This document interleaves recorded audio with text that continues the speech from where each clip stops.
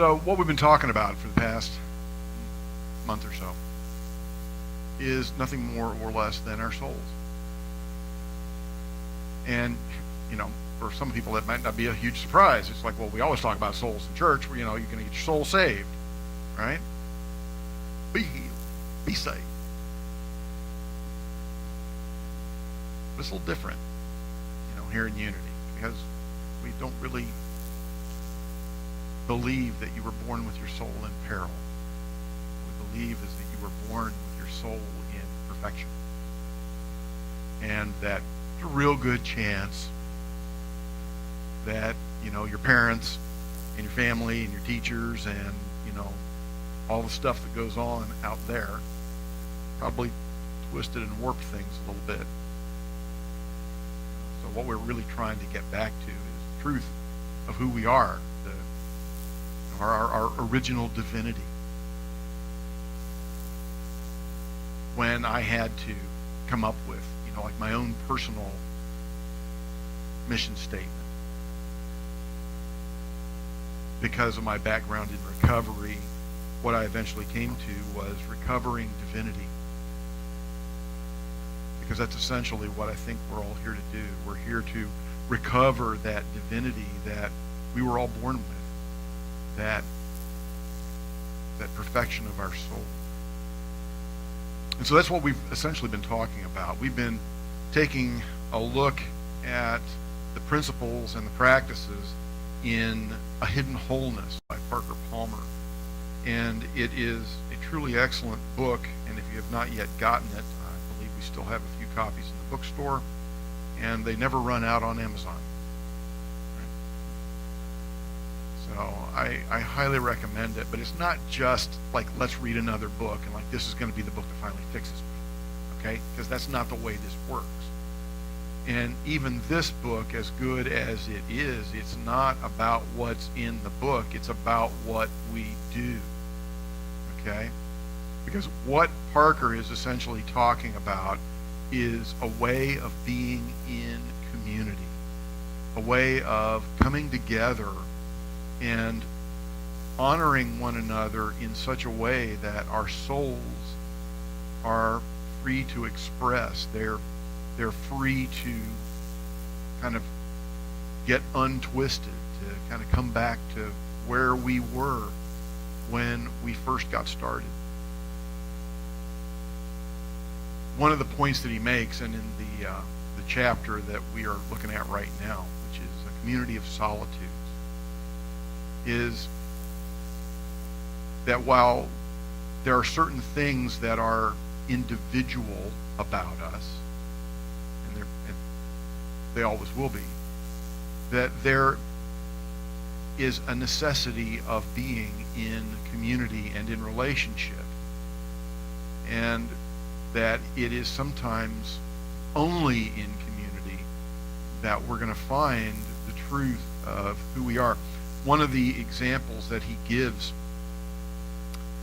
he's done a lot of work with organizations, and it's how he developed the methodology of these circles of trust that he talks about. And quite often he works in educational settings. So he has worked with a lot of groups of teachers and educators and administrators. And in one particular group, he had a teacher named Linda who had been having a really tough time. And I think we probably have all met somebody like Linda, because Linda was pretty sure she was surrounded by idiots. You know, her students were really a bunch of idiots, and their parents weren't really any better, and in some cases probably worse. And her co-workers and, the principal and the people that she worked with at school, they just didn't get it. And when she would try to explain it to people, they didn't get it either, right? And so what she was surrounded by out there in the world was either people who agreed with her that, yeah, they're all a bunch of idiots, or people who disagreed with her, which led her to believe that that person's an idiot too, right? Because if you don't see it and it's obvious as the nose on your face, you must be an idiot. So she gets into a circle of trust, and for quite some time she's having a difficult time with it.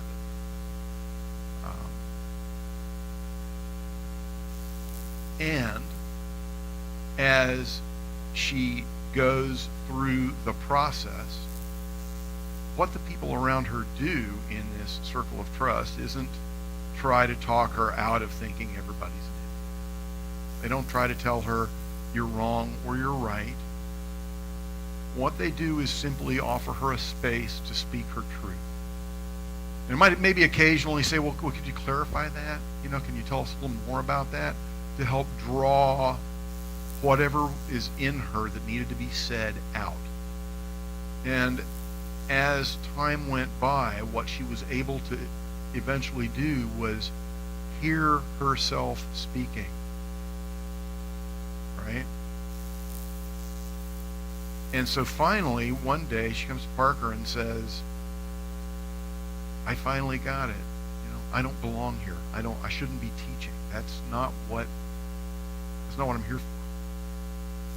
So I guess I'm not going to be welcome in the group anymore, right? Because this is a group of teachers. And Parker said, no, you're making progress. And what this is not about is it's not about making it so these teachers who, in pretty much all cases, may be having some kind of an issue with their life, can become reinvigorated as teachers.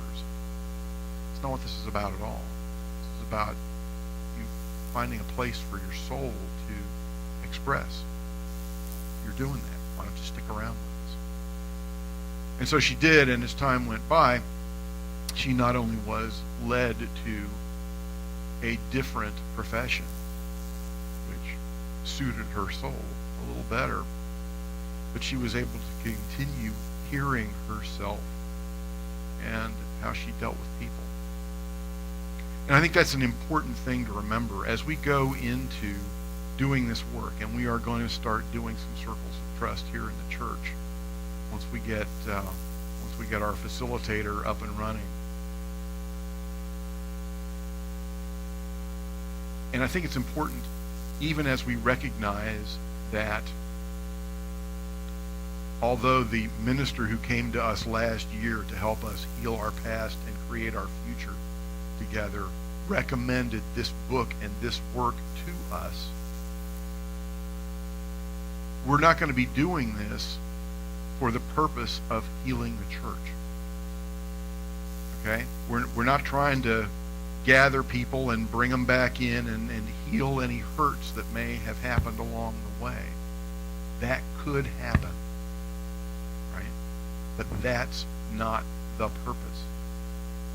The purpose is for each and every one of us who takes part in this to have a safe place for our soul to come home to itself.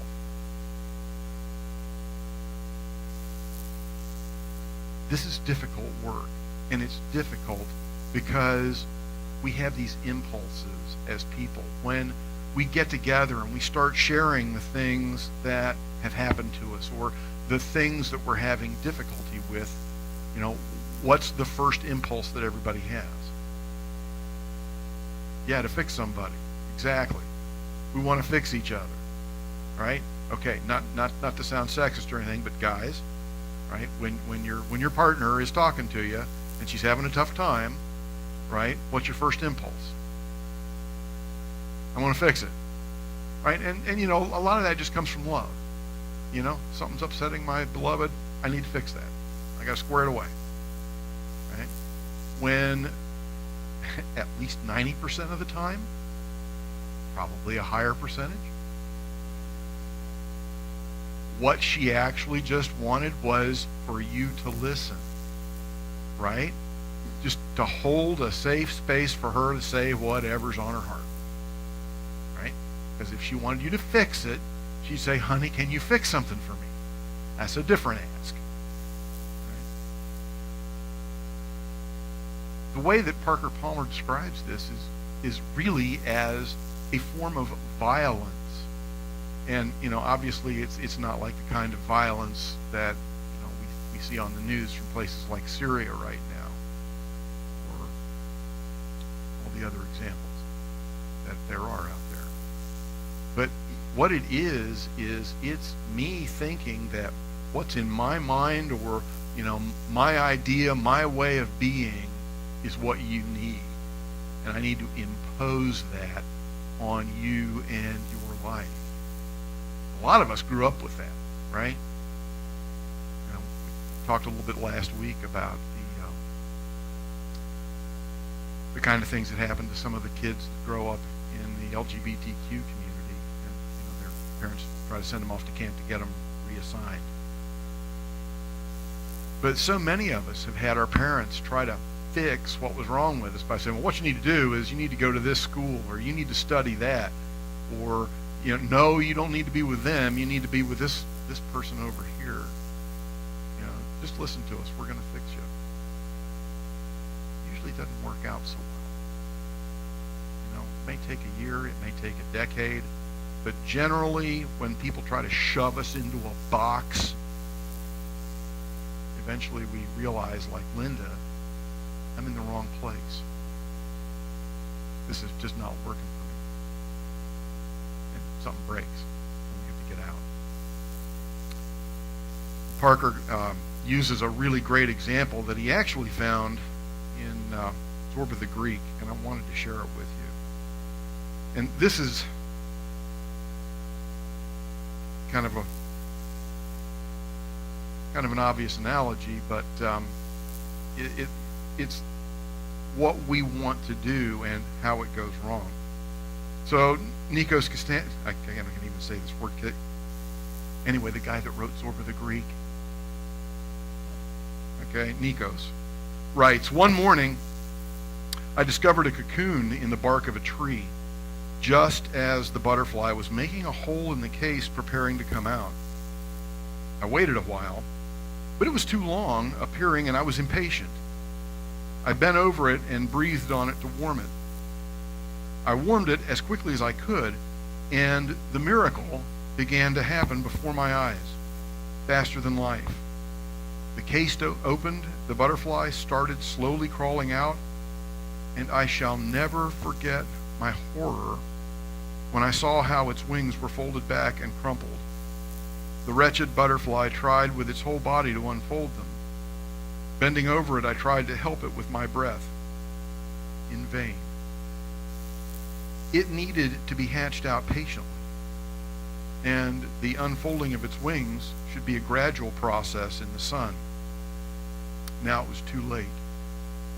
My breath had forced the butterfly to appear all crumpled before its time. It struggled desperately, and a few seconds later died in the palm of my hand. That little body is, I do believe, the greatest weight I have on my conscience. For I realize today that it is a mortal sin to violate the great laws of nature. We should not hurry. We should not be impatient, but we should confidently obey the eternal rhythm.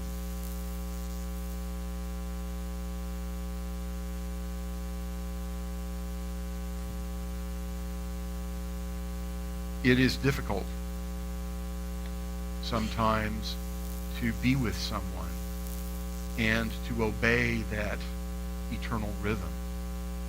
It is difficult to sit with someone who's having a tough time and not want to fix them, right? It's so difficult that at the other end of the spectrum, when we really feel like there's nothing we can do, we are often prompted to turn away. How many of us have passed a homeless person on the street and looked the other way?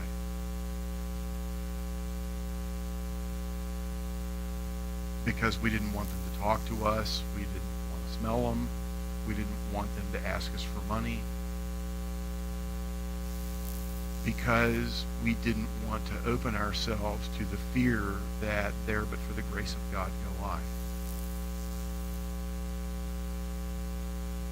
We just don't want to look that way.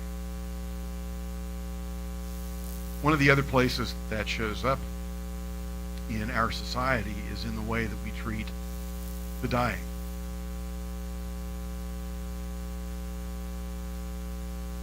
We have a tough time with that, and very often what happens to those who are dying is that they end up alone. So there's an organization that was created originally so that no veteran need die alone, called the Twilight Brigade. And the training that we receive in the Twilight Brigade is really about being able to hold that space that Parker Palmer talks about, and to be with someone. And we actually have one of the Twilight Brigade's national trainers here with us. And so just to kind of give you an idea of what Parker is really fleshing out, when he talks about sitting with people in hospice, I've asked Joan Tufts to just share with us for a few minutes. So Joan, would you come on up?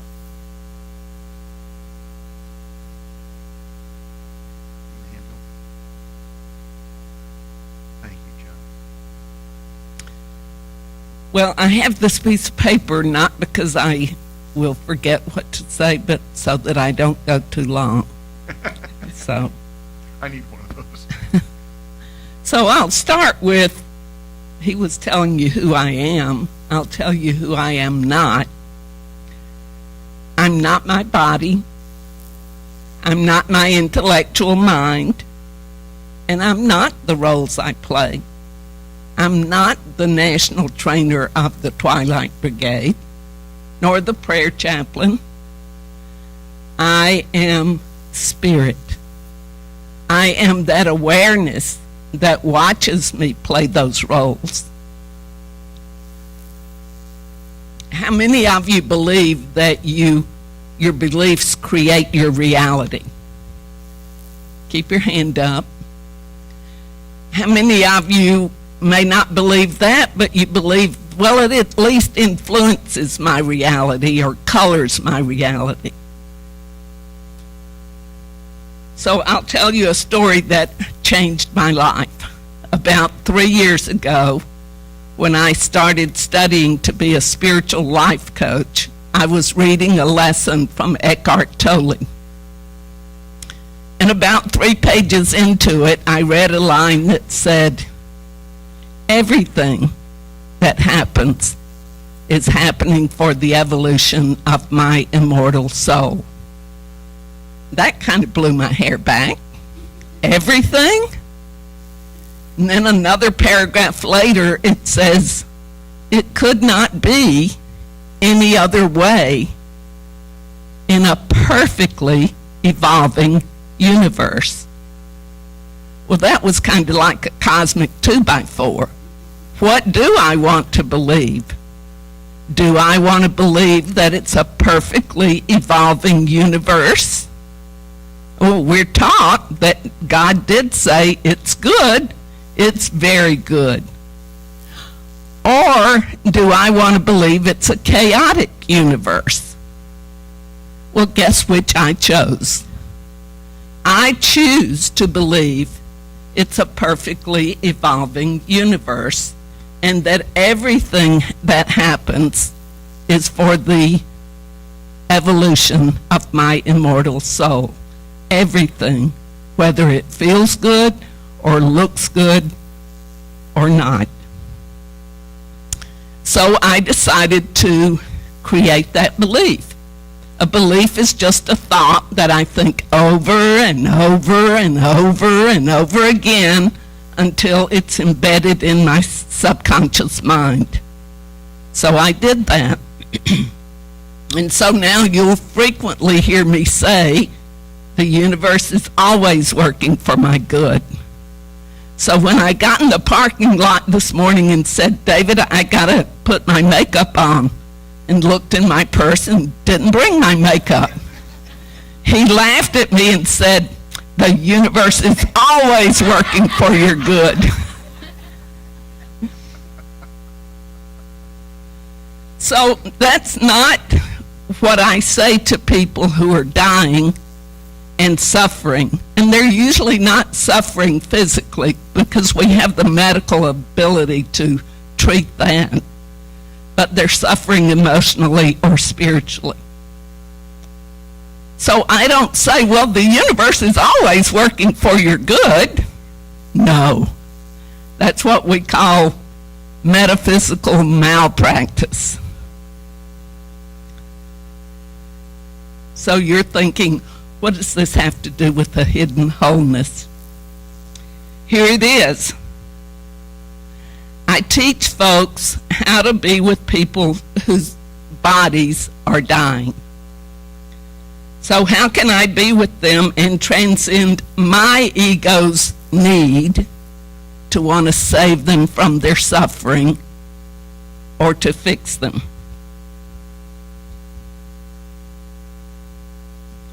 This is what I try to do, and often it works. I remember who I am.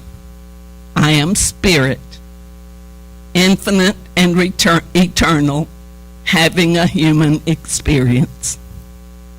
I remember who they are, spirit, having a human experience. I remember that everything is happening for the evolution of our immortal souls, mine and theirs. Our souls have access to all the wisdom needed in any given moment. So I remind myself that that's true for the patient also. So here's my challenge for you. I have two. One is get involved. We're synchronicity, people hear me say this all the time. Guess what? Blows my hair back. So Charles is in Kuwait planning this series of lessons in December last year, right, Charles? So who starts coming to church here in January? Josh Whitman. Josh is the executive director of the organization that teaches these circles of trust. Folks, things don't happen by accident. These two minds, who knows how they were communicating. But we have Josh here with us, and he's offered to teach classes in the mornings before this service. And we have the Awakening Study Group that I'm teaching at my home. It's a small group, but it overlaps everything we're learning here. We have somebody teaching Wednesday night, abundance in your life. Well, allowing our soul out might bring us a lot of abundance. And I'm not talking about money. I'm talking about living life fully, where my soul is integrated with my roles. Am I forgetting any one of those classes? What? Thursday night? So all of these are in the bulletin, and you can choose one.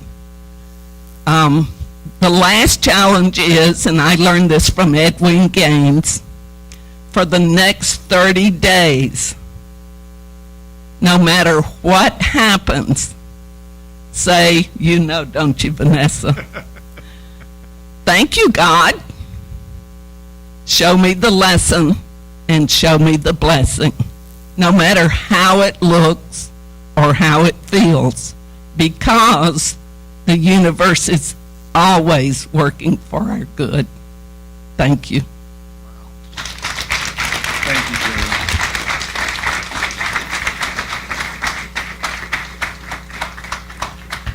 What you just said reminded me of something that Emma Curtis Hopkins, who was the teacher of the Fillmores and also several other major New Thought people. I'm going to mess up this microphone, I feel certain. She said, this too is good, this too is God, this too is for me, and I demand to see the blessing in it for me. That's So whatever is going on in our lives, that's a little something that we can challenge ourselves with. But in the meantime, what I challenge us all to do is to, even before we get into circles of trust, to be with one another in a way that does not do the violence of putting our idea of right and wrong on another, but of giving them the space to allow their soul to express itself. Not fixing and not running away or turning aside, but simply being with someone who is in pain, someone who's trying to work something out, someone who is going through a difficult period. I know so many of us right now are hurting. Yes, there may be some things that we can do, and we will do. But what a lot of us need right now is simply to be listened to, simply to be recognized, simply to be seen for who we are, for what we've been through, and for what we hope to do and be in the days, weeks, months, and years going forward. So, stay with us, and we will develop circles of trust, but maybe even more, we will develop this community of solitudes that allows all of our souls to shine. Thank you. Thank you, John.